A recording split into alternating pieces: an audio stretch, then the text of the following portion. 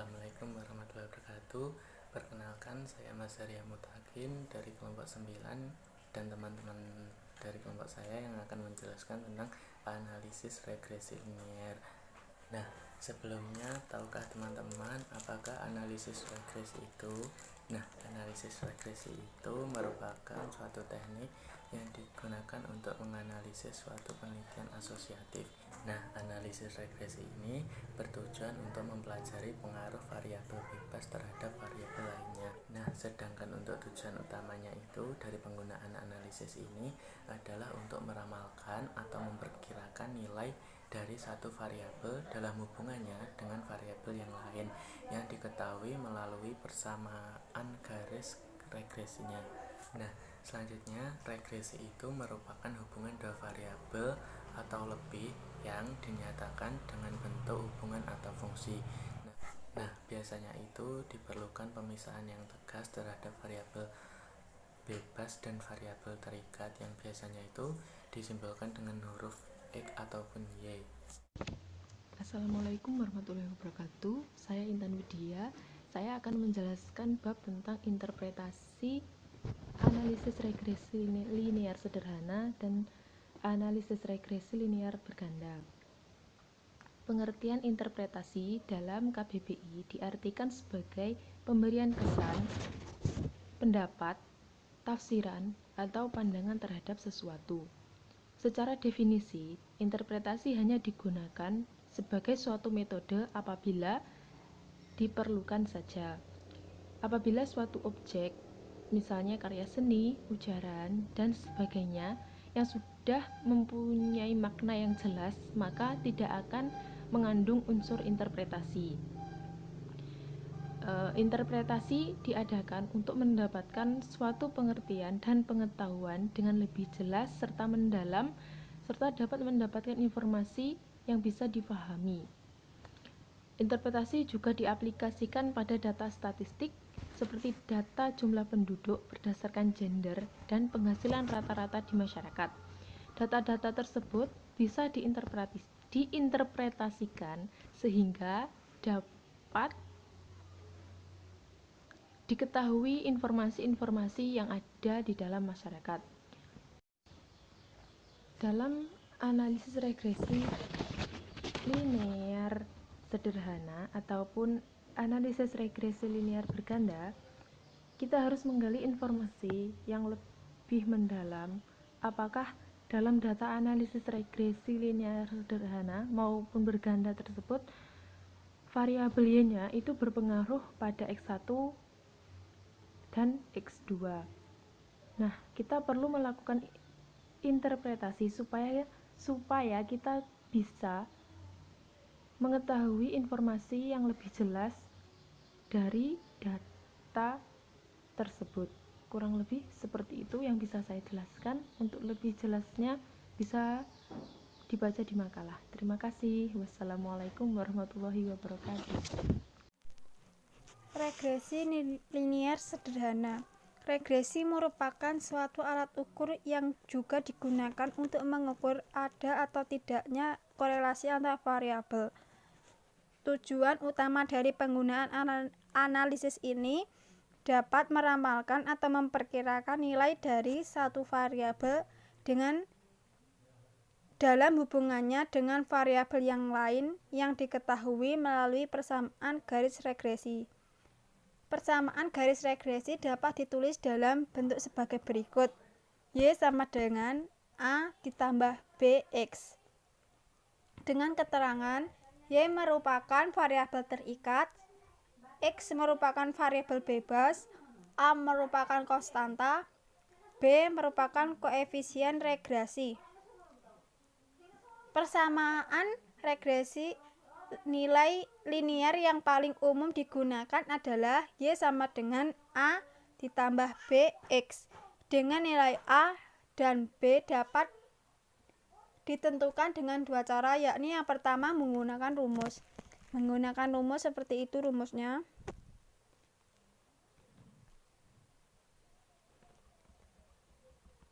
Yang kedua menggunakan pendekatan matriks. Menggunakan pendekatan matriks ini A dapat dicari dengan A sama dengan determinan A1 dibagi dengan determinan A. Sedangkan B, determinan A2 dibagi determinan A. Dengan rumus A-nya seperti itu. Dan rumus determinannya seperti itu. Dan rumus dari semuanya sama intinya. Selanjutnya, saya akan menjelaskan tentang contoh soal dari analisis regresi linear sederhana, yaitu menggunakan rumus yang ada di sini, ya, ini untuk mencari A dan B. Kemudian di sini sudah ada contoh soalnya, yaitu berat mobilnya di sini dan konsumsi bahan bakarnya itu juga udah ada. Kemudian kita mencari persamaannya, yaitu terus kita membuat tabel seperti ini, yaitu berat mobilnya sebagai X dan koefisien bahan bakarnya itu sebagai Y. Terus kita mencari XY, X kuadrat dan Y kuadrat. Setelah semuanya ketemu, semuanya itu hasilnya kita masukkan ke dalam rumus-rumus yang ada di sini, yaitu ini.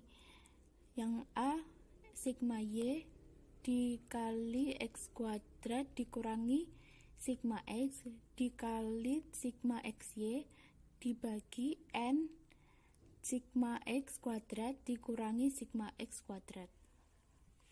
Nah, di sini sudah ada, yaitu sigma Y-nya ada 270 dan sigma X kuadratnya itu ada 81,04.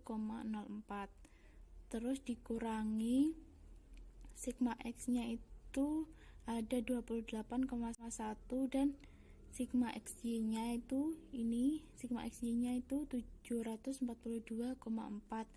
Terus dibagi N itu jumlah keseluruhan dari ini, yaitu ada 10. Jadi di sini dimasukkan 10.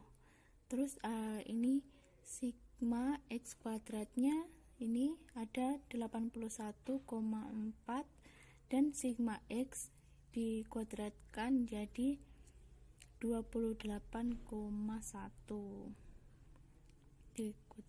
Terus ini hasilnya ada di sini, yaitu 1019,36 dibagi 20,79 adalah hasilnya ini 49, sekian. Terus untuk mencari B-nya, yaitu sama seperti yang tadi, kita memasukkan hasil dari data-data yang telah kita buat di tabel itu. Nah, maka kita sudah mendapatkan persamaan regresinya itu Y sama dengan 49, sekian dikurangi 7,8 sekian. Ini 49-nya itu hasil dari ini yang A, dan 7, sekian itu hasil dari yang B itu. Nah, sekarang kita akan mencari tahu bagaimana cara menginterpretasi dari persamaan regresi yang ada di atas itu. Ini hasil dari persamaannya itu ada di sini. Nah, sekarang kita menginterpretasi dari persamaan tersebut. Nah, interpretasi itu adalah seperti penjabaran atau cara membaca dari ini, analisis ini, dari persamaan regresi ini. Ini cara membacanya itu gimana gitu. Nah, sekarang ini sudah diketahui bahwa dari persamaan tersebut dapat diketahui bahwa rata-rata konsumsi bahan bakar tanpa dipengaruhi oleh variabel apapun itu adalah sebesar 49, sekian persen. Nah, sedangkan jika dipengaruhi oleh berat mobil, yaitu jika berat mobil itu naik sebesar 1.000 pon, maka rata-rata konsumsi bahan bakarnya itu akan turun sebesar min 7 sekian mil per galon, seperti itu. Jadi kalau ada dipengaruhi oleh variabel lain, maka yang Y itu akan turun seperti itu. Jika tidak dipengaruhi, maka akan naik sebesar itu 49 sekian-sekian seperti itu. Oke, sekian penjelasan dari saya. Terima kasih. Assalamualaikum, saya Indriana. Di sini saya akan menjelaskan tentang analisis regresi linier yang berganda. Nah, sebenarnya regresi linier yang berganda ini diperuntukkan untuk variabelnya itu lebih dari 2 atau X-nya itu lebih dari 2 atau 3, pokoknya yang lebih lah, seperti itu. Selanjutnya kita akan langsung bahas tentang cara menghitungnya dan contoh bagaimana cara menghitungnya. Nah, selanjutnya ini adalah persamaan linear yang berganda apabila ada 2 variabel ataupun 3 variabel. Nah, seperti ini. A itu konstanta dan B1 adalah regresi koefisien regresi 1. Nah, untuk variabel bebas itu bebas ya, nanti kalau X-nya lebih dari 3 pun juga bisa dalam sebuah penelitian. Nah, cara menghitungnya ada 2 cara, yaitu dengan metode kuadrat kecil, yaitu dengan menentukan konstanta koefisien regresi 1 dan 2, dimana rumusnya sudah ada di buku halaman 130 ya kalau nggak salah. Ya seperti ini. Nah, yang kedua adalah dengan cara persamaan normal ataupun eliminasi. Saya rasa kalau persamaan normal ini agak lebih sulit ya, karena harus mengeliminasi satu angka yang itu agak besar angkanya ya. Lalu kita masuk ke contohnya ya. Di sini ada contohnya. X1 adalah kompetisi, X2 adalah komitmen profesi dosen, dan Y adalah kinerja dosen. Y di sini adalah variabel terikat dan X ini adalah variabel bebas. Nah, kita jabarkan seperti ini data penelitiannya. Nah, untuk X1, X2 dan Y ini kita jumlahkan dahulu seperti ini. Lalu kita tentukan X1 kuadrat, X2 kuadratnya, dan seterusnya seperti ini. Ini langsung ke bagian rumusnya ya. Jadi kita juga menentukan apa saja yang diperlukan untuk memasukkan rumus ini. Seperti X1 ini. Nah, setelah dijumlahkan, lalu angkanya dimasukkan ke dalam rumusnya langsung saja. Ya, seperti ini. Tinggal masukkan saja. Nah, setelah kita mengetahui jumlah dari yang kita cari di awal tadi, lalu kita menentukan konstanta B1 dan B2. Sudah ada dalam rumus, jadi kita tinggal masukkan saja angka-angkanya yang telah kita peroleh dari perhitungan sebelumnya. Nah, seperti B1 ini rumusnya sigma X2 kuadrat dalam kurung sigma X1Y dikurangi sigma X2Y sigma X1 X2 dibagi sigma X1 kuadrat dikali sigma X2 kuadrat dikurangi sigma X2 kuadrat ya. Seperti ini, tinggal dimasukkan saja. Nah, setelah itu kita bisa mengetahui jadi persamaan Y adalah semin 1,785 plus 0,97 X1 karena kita telah mencari tadi X1 nya ini. Setelah itu B2 nya adalah 0,18, lalu kita masukkan ke X2. Nah, untuk persamaan normal ini sama saja, hanya metodenya seperti eliminasi. Jadi kita mengeliminasi persamaan yang ada di sini.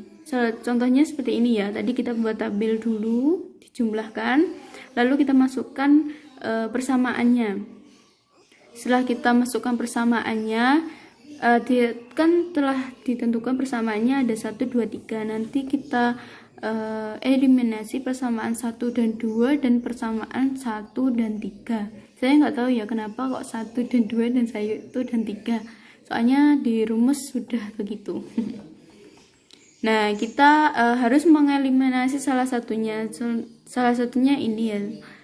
Ini dieliminasi agar A-nya menjadi 0. Sehingga setelah diperoleh hasilnya, saya kasih tanda 4 sebagai persamaan yang keempat, dan ini hasil dari persamaan 1 dan 2 menjadikan persamaan 5. Setelah kita mengetahui persamaan dari nomor 4 dan 5, kita eliminasi lagi. Jadi kita bisa mengetahui B2-nya. Nah, seperti ini. Setelah kita menentukan B2, kita masukkan rumus. Contohnya kita masukkan persamaan dari persamaan 4. Ya, kita masukkan. Nah, B2-nya nanti kita ganti dengan hasil yang telah didapatkan yang tadi ya. Dari ini. Hasilnya ini nanti dimasukkan ke dalam B2-nya ini, diganti. Nah, setelah itu kita temukan B1-nya. Nah, sama halnya dengan A mencari konstanta, kita juga disubstitusikan dalam persamaan 1. Jadi seperti ini ya, sudah ada. Nah, hasilnya kita masukkan dalam persamaan Y sama dengan A plus B1X1 plus B2X2.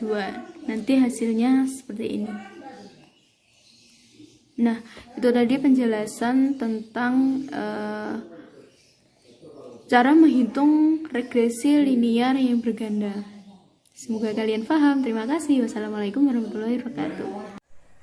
Nah, jika dari teman-teman ada yang belum paham, nanti bisa ditanyakan lebih jelas lagi, dan jangan takut untuk bertanya ataupun malu.